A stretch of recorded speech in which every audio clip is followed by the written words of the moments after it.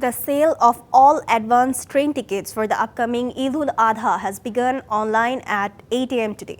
Passengers will be able to purchase the tickets for June 12, 13, 14, 15 and 16 on June 2nd, 3rd, 4th, 5th and 6th respectively.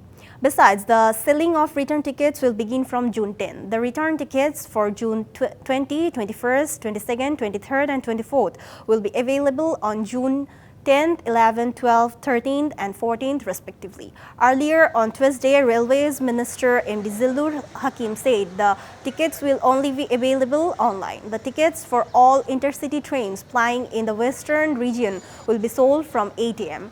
and the tickets from all intercity trains running in the eastern regions will be sold from 2 p.m.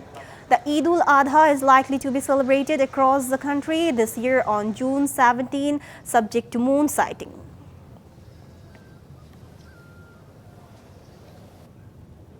নগদে ৫০০ টাকা বা তার বেশি পেমেন্টে পেতে পারেন ঢাকায় জমিসহ ২০ কোটি টাকার পুরস্কার।